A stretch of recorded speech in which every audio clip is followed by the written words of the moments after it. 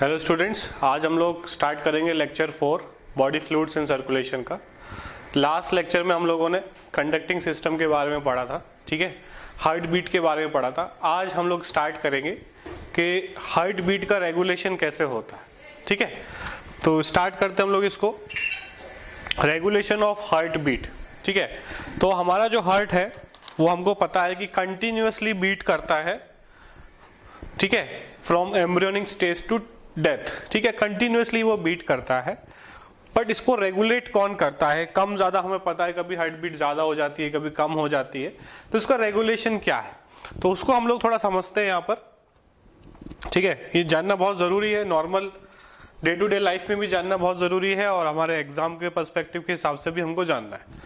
तो centre for heart beat regulation is located in the medulla oblongata, ठीक है। तो मेडुला बहुत फेमस सेंटर है ब्रेन का, ठीक है, आगे के चैप्टर्स में भी इसका नाम आ चुका है। तो हमें याद रखना है कि जो रेगुलेशन करता है हार्ट बीट का वो कहाँ है? मेडुला ऑब्लोंगेटा, जिसको हम लोग ब्रेन स्टेम में भी बोलते हैं, ठीक है। अब इसके अलग अलग तरीके के कंट्रोल है, एक है नर्वस कंट्रोल, दूसरा है हार्मोनल कंट्रोल, ठीक है। एक तो ब्रेन के थ्रू हार्ट बीट को हम कम ज्यादा कर सकते हैं और हार्मोन के थ्रू भी कर सकते हैं। अगर आपको याद हो तो हम लोगों ने लास्ट केमिकल कंट्रोल वाले चैप्टर में पढ़ा था अबाउट एड्रेनलिन, नॉर एड्रेनलिन, जो हार्ट बीट कम ज्यादा करता है, ठीक है। तो वो भी यहां पर आएगा। पहले हम लोग नर्वस कंट्रोल के बारे में पढ़ लेते कि कैसे ब्रेन कंट्रोल करता है, रेगुलेट करता है। The cardiac centre which regulates heart beat is found in medulla oblongata, हम लोगों ने देख लिया।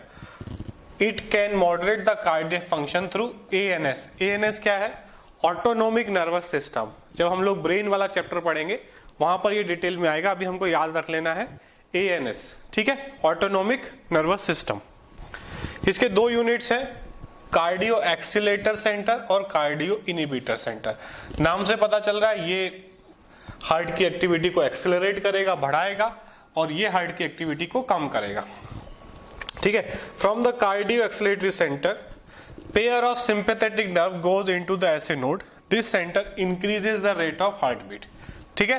तो एक्सीलेटर सेंटर से दो सिंपैथेटिक नर्व्स, मतलब एक तरह से समझ लो दो वायर जाते हैं, कहां से?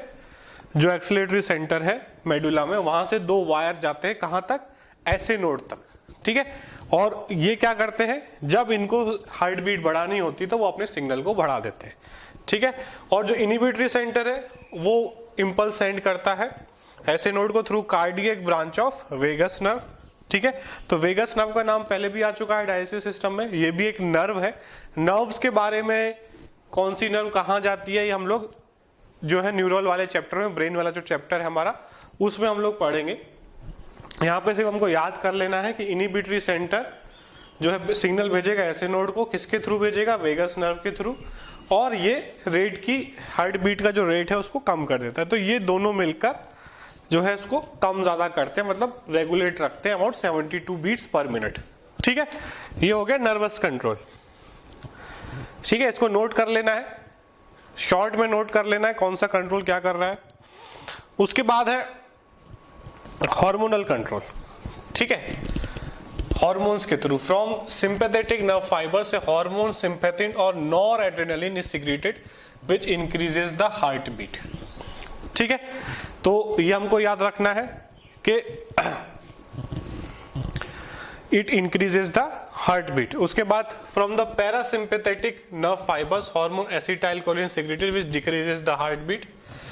Adrenaline hormone and thyroxine hormone secreted by adrenal medulla and thyroid respectively also increase heartbeat, ठीक है।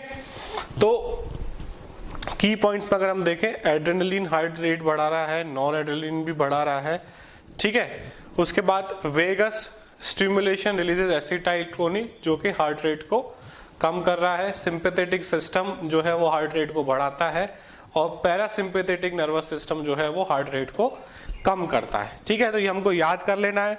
सिंपैथेटिक क्या है, पैरासिम्पैथेटिक क्या है, ये ब्रेन वाले चैप्टर में डिटेल में आएगा, ठीक है।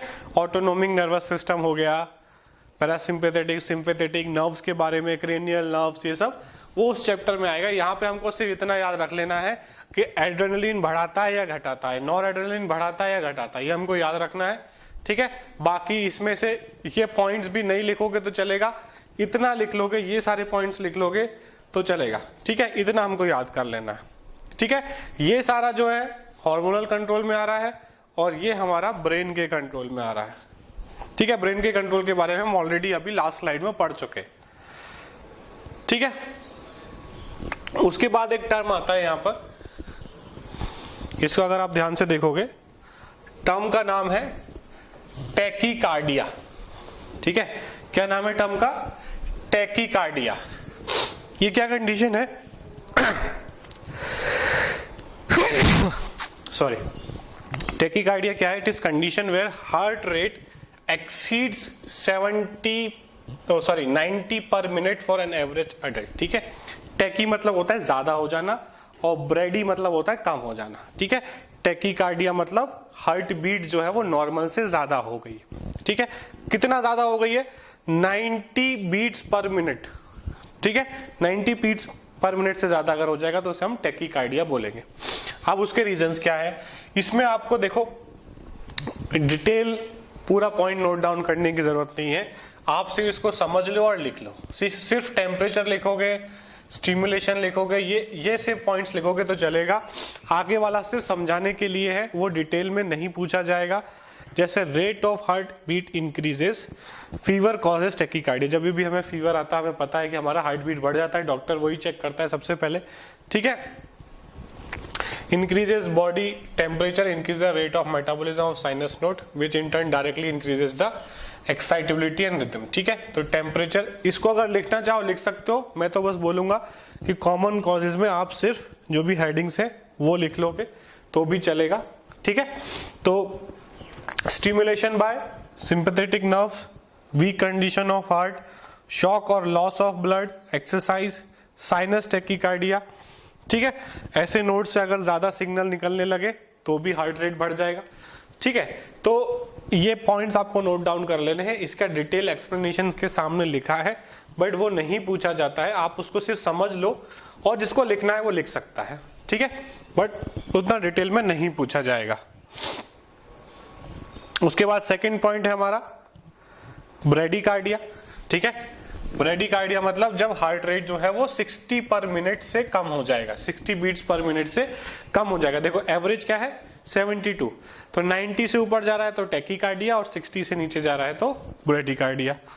अगर टेम्परेचर बॉडी का कम हो जा रहा है, अगर टेम्परेचर बढ़ रहा था तो हार्ट रेट बढ़ रहा था, और बॉडी टेम्परेचर अगर कम हो जा रहा है तो जो है वो कम हो जाएगा, ठीक है, जिससे ऐसे नोड जो है वो उसका मेटाबॉलिज्म कम हो जाएगा। उसके बाद स्टिमुलेशन बाय पैरासिम्पैथेटिक वेगस, ये हम लोगों ने ऑलरेडी पढ़ा था अभी, ठीक है।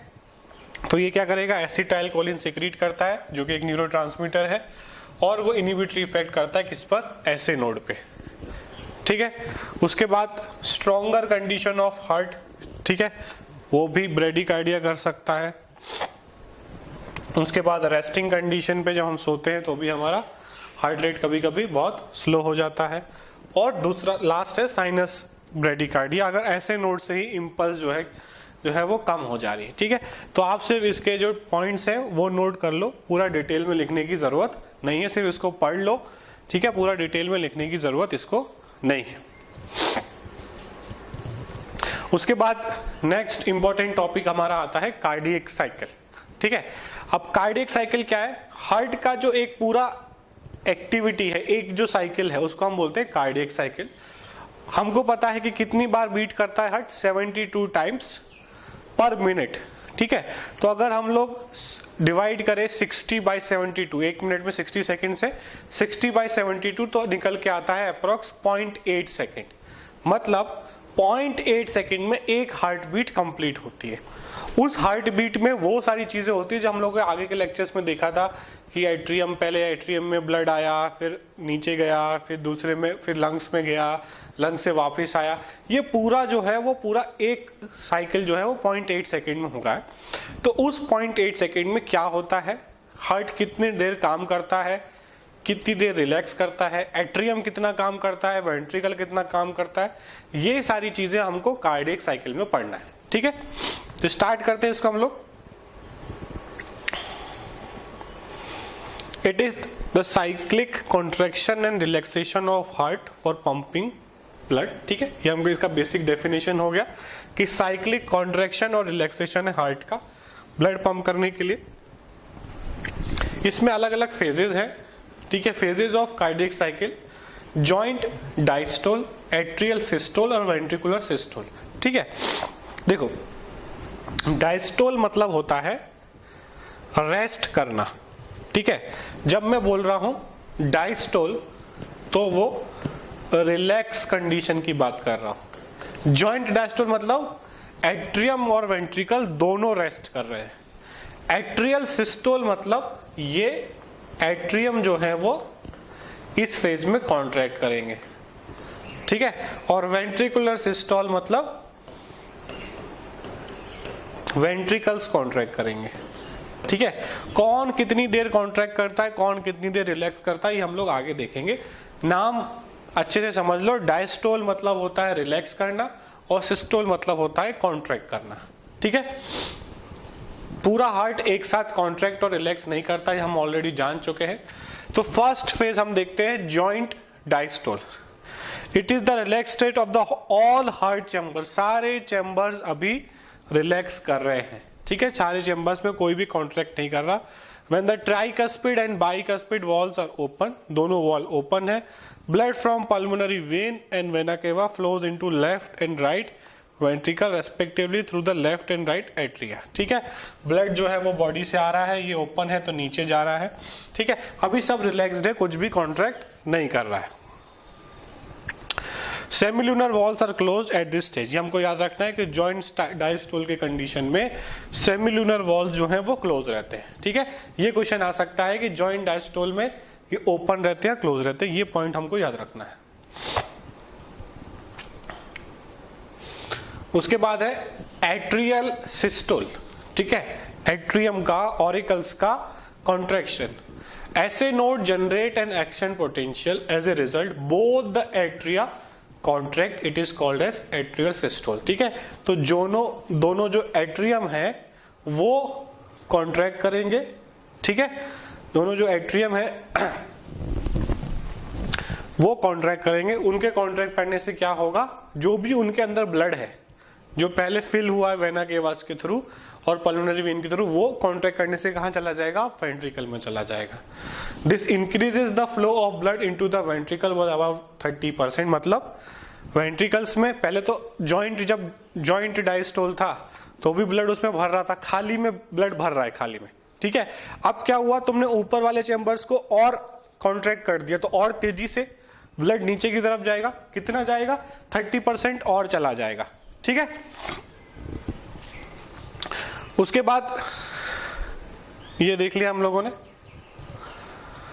उसके बाद है वेंट्रिकुलर सिस्टोल, ठीक है। तो जब एट्रियल सिस्टोल हुआ था तो सारा ब्लड आ गया यहां पर, ठीक है। The action potential is conducted to ventricular side by AV node and AV bundle from where bundle of His transmitted through the ventricular muscles, ठीक है। As a result ventricular contracts, it is called as ventricular systole. मतलब जब यहां से signal निकला था, यहां से जब सिग्नल निकला था तो यहां आया और यहां से यहां आया और यहां से ये परकिंजे फाइबर्स के थ्रू वेंट्रिकल्स में गया। इसमें थोड़ा टाइम लग गया, हमको पता है इसमें टाइम लग जाता है, कितना 0.1 सेकेंड का डिले आ जाता है। तो एट्रियम जो है वो ऑलरेडी कॉन्ट्रैक्ट कर चुके हैं और जब तक वेंट्रिकल्स में सिग्नल पहुंचा है, एट्रियम के कॉन्ट्रैक्ट होने की वजह से ब्लड सारा वेंट्रिकल्स में पहुंच चुका है और अब वेंट्रिकल्स कॉन्ट्रैक्ट करेंगे, ठीक है। वेंट्रिकल्स हमें पता है ज्यादा पावर से कॉन्ट्रैक्ट करने वाले हैं क्योंकि उसको पूरे बॉडी में जो है ब्लड को जो है भेजना है, इसलिए वेंट्रिकल कॉन्ट्रैक्शन जो है वो काफी स्ट्रांग होने वाला है। वेंट्रिकुलर सिस्टोल, अब वेंट्रिकल्स में जब कॉन्ट्रैक्शन होगा इंक्रीजेस वेंट्रिकुलर प्रेशर, ठीक है। अब जब अगर कॉन्ट्रैक्ट होगा कोई भी चीज तो वॉल्यूम कम होगी, वॉल्यूम कम होगी तो प्रेशर बढ़ेगा। Closure of tricuspid and bicuspid valve, ठीक है। अब जो बाइकस्पिड और ट्राइकस्पिड वॉल है वो बंद हो जाएंगे, जिससे जो ब्लड है वेंट्रिकल्स के अंदर वो वापस से एट्रियम्स में ना चला। हम एट्रियम में नहीं भेजना चाहते, हम क्या भेजना चाहते हैं कि भाई इधर से राइट वेंट्रिकल से चला जाए लंग्स में क्योंकि डीऑक्सीजनेटेड है, और लेफ्ट वेंट्रिकल से चला जाए पूरी बॉडी में आयोटा के थ्रू। हमको वापस से एट्रियम से तो आया है ब्लड, तो हम क्या चाहते हैं, वो वाला दरवाजे दोनों बंद कर देते हैं कि वापस ना चला जाए, बैक फ्लो ना हो जाए। अब सेमिल्यूनर वॉल्स ओपन हो जाएंगे, ठीक है। सेमिल्यूनर वॉल ओपन हो जाएंगे तो क्या होगा, राइट वेंट्रिकल क्या करेगा, deoxygenated blood enters the pulmonary artery from right ventricles, right ventricle से पल्मोनरी आर्टरी के थ्रू लंग्स में चला जाएगा ब्लड, और जो ऑक्सीजनेटेड ब्लड है लेफ्ट वेंट्रिकल में वो चला जाएगा एओर्टा में, ठीक है। लेफ्ट वेंट्रिकल सबसे ज्यादा प्रेशर से कॉन्ट्रैक्ट करने वाला है, क्योंकि उसे बहुत प्रेशर से पूरी बॉडी में ब्लड पहुंचाना है। अगर वो उतना प्रेशर नहीं लगाएगा तो वो ब्लड को पूरे बॉडी में नहीं पहुंचा पाएगा, ठीक है। उसके बाद अब कॉन्ट्रैक्ट हो गया, ventricles now relax, ventricular diastole होगा and the ventricular pressure fall down. अब ये वापस रिलैक्स होंगे, वॉल्यूम बढ़ जाएगा, वॉल्यूम बढ़ जाएगा तो प्रेशर कम हो जाएगा। अब क्या होगा, सेमिल्यूनर वॉल्स अब बंद हो जाएंगे। सेमिल्यूनर वॉल कहां पर है, एक पल्मोनरी आर्टरी वाला और एक जो है एओर्टा वाला, ठीक है। Prevents the back flow of blood into the ventricles. अब पल्मोनरी आर्टरी से और एओर्टा से ब्लड वापस से वेंट्रिकल में ना आ जाए, बैक फ्लो ना हो जाए, इसलिए सेमिल्यूनर वॉल्स को बंद कर दिया गया है। Tricuspid and bicuspid valves are opened by the pressure in the atria, और तब तक एट्रिया में प्रेशर बढ़ चुका होगा क्योंकि वो वापस ब्लड उसमें भरने लगा होगा, तो वो वापस खुल जाएंगे, ठीक है। तो ये काम कंटिन्यूअसली चलता रहेगा, ठीक है। इसको अगर हम इस डायग्राम से समझे तो बहुत अच्छे से समझ में आएगा। यहां पर देखो 0.8 सेकेंड का साइकिल है, ठीक है। 0.8 सेकेंड का हमारा साइकिल है। इसमें ये दिखाता है सिस्टोल, डार्क कलर। अब देखो एट्रिया में 0.1 सेकेंड के लिए ये कॉन्ट्रैक्ट करेगा, सिर्फ 0.1 सेकेंड के लिए एट्रिया कॉन्ट्रैक्ट करेगा, जिससे सारा ब्लड कहां पहुंच गया, वेंट्रिकल में, ठीक है। बाकी के 0.7 सेकेंड्स ये रिलैक्स करने वाला है, सारा ब्लड उसने नीचे पहुंचा दिया, अब खाली हो गया। अब बाकी का 0.7 इसमें ब्लड भरेगा from vena cava, inferior vena cava and superior vena cava, और जो लेफ्ट एट्रियम है उसमें लंग से आएगा, ठीक है।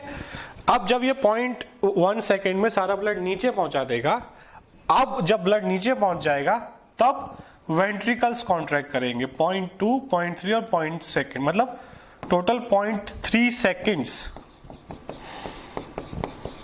ये कितनी देर के लिए कॉन्ट्रैक्ट कर रहा था, इसका कॉन्ट्रैक्शन बहुत छोटा था, 0.1 सेकेंड के लिए कॉन्ट्रैक्ट किया हल्का सा, क्योंकि उसे ब्लड सिर्फ ऊपर से नीचे पहुंचाना, ज्यादा दूर नहीं पहुंचाना है, ठीक है। ये काफी देर तक काफी प्रेशर से कॉन्ट्रैक्ट कर रहा है, कितनी देर तक, 0.3 सेकेंड्स तक, 0.2, 0.3, 0.4, ठीक है।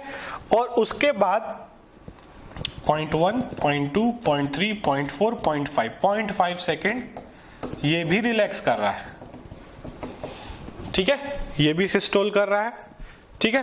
तो अगर हम पूछे कि कौन सा ऐसा टाइम है जिसमें दोनों रिलैक्स कर रहे हैं, देखो एट्रियम तो सिर्फ अगर हम बोले कि 0.8 सेकेंड में से सिर्फ 0.1 सेकेंड काम कर रहा है और बाकी के 0.7 सेकेंड आराम कर रहा है। ये टोटल 0.8 सेकेंड में से सिर्फ 0.3 सेकेंड्स काम कर रहा है, बाकी टाइम आराम कर रहा है। तो जॉइंट डायस्टोल हम कहां से गिन सकते हैं, ठीक है, जब दोनों रिलैक्स कर रहे हैं, यहाँ पे ये भी रिलैक्स कर रहा है, ये भी रिलैक्स कर रहा है, 0.1 हो गया, यहाँ पे ये भी रिलैक्स कर रहा है, ये भी रिलैक्स कर रहा है, 0.2, 0.3, 0.4, ठीक है। इसके बाद ये कॉन्ट्रैक्ट करने लगा, ये रिलैक्स कर रहा है। बट जॉइंट अगर हम पूछे तो इस वाली कंडीशन में, ठीक है, ये वाला जो फेस है 1 2 3 4 1 2 3 4, इसमें दोनों साथ में रिलैक्स कर रहे हैं, पूरा हार्ट रिलैक्स कर रहा है, जिसको हम बोलेंगे जॉइंट डायस्टोल, ठीक है। तो जॉइंट डायस्टोल कितनी देर का हुआ, 0.4 सेकेंड का हुआ। एट्रियल कॉन्ट्रैक्शन कितनी देर का हुआ, 0.1 सेकेंड का। वेंट्रिकुलर कॉन्ट्रैक्शन कितनी देर का हुआ, या जिसको हम बोलेंगे सिस्टोल, वेंट्रिकुलर सिस्टोल कितनी देर का हुआ, 0.3 सेकेंड का। बट साथ में नहीं, जब इसका खत्म हो जाएगा तब इसका चालू होगा, इसका 0.2 सेकेंड से चालू हो रहा है, ठीक है। तो अगर अलग अलग पूछे कि एट्रिया कितनी देर रिलैक्स करता है, 0.7 सेकेंड रिलैक्स करता है और बस 0.1 सेकेंड कॉन्ट्रैक्ट करता है। वेंट्रिकल्स का पूछे तो 0.3 सेकेंड्स ये कॉन्ट्रैक्ट करता है और 0.5 सेकेंड ये रिलैक्स करता है। और जॉइंट अगर पूछे कि दोनों कौन सा ऐसा फेज है जिसमें दोनों रिलैक्स कर रहे होते हैं, 0.4 सेकेंड दोनों, ये वाला जो फेज है वो दोनों रिलैक्स करते हैं। ठीक है, तो ये बेसिक कार्डियक इवेंट्स का एक साइकिल है। अगर इन दोनों को हम एक साथ रख दें, ठीक है, अगर हम इन दोनों को साथ में रख दें तो आप देखोगे ये पूरे टोटल 0.8 सेकेंड रख दिया है। अंदर वाला जो है इनर सर्कल जो है वो ये वाला जो सर्कल है ये वेंट्रिकल्स दिखा रहा है और आउटर वाला ऑरिकल्स दिखा रहा है। ठीक है, अब कार्डियक साइकिल मैंने स्टार्ट की तो शुरू के 0.1 सेकेंड में ये जो है वो कॉन्ट्रैक्ट कर रहा है, सिस्टोल कर रहा है, यहां पर अभी भी रिलैक्सेशन है। जब ये 0.1 सेकेंड खत्म होता है, जब एट्रियल कॉन्ट्रैक्शन खत्म होता है तब वेंट्रिकल्स में कॉन्ट्रैक्शन स्टार्ट होता है और 0.3 सेकेंड तक चलता है। एट्रियम जब कॉन्ट्रैक्ट करना बंद कर देता है उसके बाद ये पूरा 0.2 से लेके 0.8 तक, मतलब टोटल 0.7 सेकेंड्स ये रिलैक्स करता है और सिर्फ 0.1 सेकेंड ये काम करता है, इसका पूरा 0.8। वेंट्रिकल्स का बात करें, अगर हम वेंट्रिकल का बात करें तो 0.2, 3 और 4, मतलब टोटल 0.3 सेकेंड्स ये सिस्टोल करता है, कॉन्ट्रैक्ट करता है और बाकी के 0.5 सेकेंड्स ये रिलैक्स करता है, इसके पूरे 0.8। बट ये अलग अलग नहीं है, दोनों साथ में हो रहा है। ठीक है, तो ये हमको याद रखना है। शुरू का 0.1 सेकेंड एट्रियम कॉन्ट्रैक्ट करेगा, जब इसका कॉन्ट्रैक्शन खत्म होगा तब वेंट्रिकल स्टार्ट करेगा, कितनी देर, 0.3 सेकेंड तक। ठीक है, उसके बाद ये रिलैक्स करेगा और ये पूरा 0.7 सेकेंड रिलैक्स करेगा। ठीक है, ये हो गया हमारा कार्डियक साइकिल। ठीक है, अब नेक्स्ट है volumes of blood related with cardiac cycle. ठीक है, कार्डियक साइकिल से रिलेटेड कौन कौन से वॉल्यूम्स है, तो हमको पता है ड्यूरिंग डायस्टोल रिलैक्सेशन के टाइम पे filling of ventricles normally increases the volume of each ventricle about 120 ml। ठीक है, जब वेंट्रिकल्स रिलैक्स कर रहे हैं तो उसका वॉल्यूम बढ़ जाएगा, रिलैक्स कर रहे हैं तो वॉल्यूम बढ़ रहा है, कितना वॉल्यूम हो जाएगा, अराउंड 120 ml, जिसको हम बोलते हैं एंड डायस्टोलिक वॉल्यूम कितना है, 120 ml। ठीक है, अब जब वो कॉन्ट्रैक्ट करेगा, ठीक है, जब कॉन्ट्रैक्ट करेगा तो उसके बाद जो वॉल्यूम बचता है वो बचता है around 50 ml, and systolic volume is 50 ml। मतलब अगर हम लोग सिंपल समझे, जब वेंट्रिकल्स रिलैक्स कर रहा था, पूरी तरीके से रिलैक्स था, ठीक है, तो उसमें कितना ब्लड आ सकता था, 120 ml। ठीक है, और जब पूरी तरीके से वेंट्रिकल्स कॉन्ट्रैक्ट कर दिया, मतलब पूरी तरीके से कॉन्ट्रैक्ट कर दिया, उसमें से ब्लड निकल गया, तो वहां पे कितना ब्लड बचा, 50 एंड सिस्टोलिक वॉल्यूम। ठीक है, एंड सिस्टोलिक वॉल्यूम कितना बचा, 50। तो टोटल उसमें 120 था, कॉन्ट्रैक्शन के बाद बचा कितना, 50। तो एक बार में वेंट्रिकल्स ने कितना ब्लड पंप किया, अराउंड 70 ml। ठीक है, तो इसको हम बोलते हैं स्ट्रोक वॉल्यूम। ठीक है, स्ट्रोक वॉल्यूम कितना है वेंट्रिकल्स का, 70 ml। एक बार जब वेंट्रिकल्स कॉन्ट्रैक्ट होते हैं तो 70 ml ब्लड वो पंप करते हैं। ठीक है, तो ये हमको याद रखना है। कार्डियक आउटपुट टोटल हार्ट कितना करता है पर मिनट, अराउंड 5 लीटर्स पर मिनट। ठीक है, तो 5 लीटर्स पर मिनट इज कार्डियक आउटपुट और स्ट्रोक वॉल्यूम कितना है, 70 ml। ये वॉल्यूम्स के नंबर हमें याद रखने हैं, एक्सप्लेनेशन कैसे आया ये नहीं पूछने वाले हैं।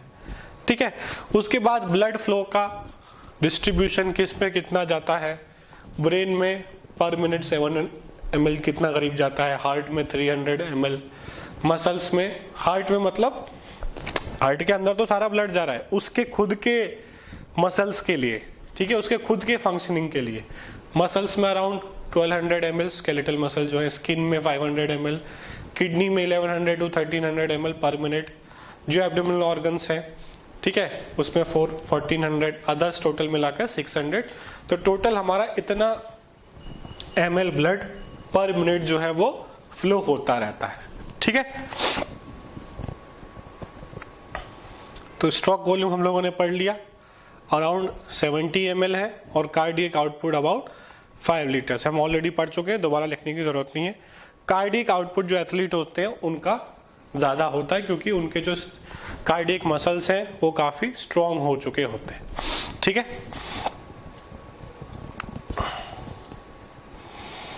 उसके बाद आता है हार्ट साउंड्स। ठीक है, हार्ट में से जो साउंड्स आती हैं उसको हम बोलते हैं लब डब साउंड।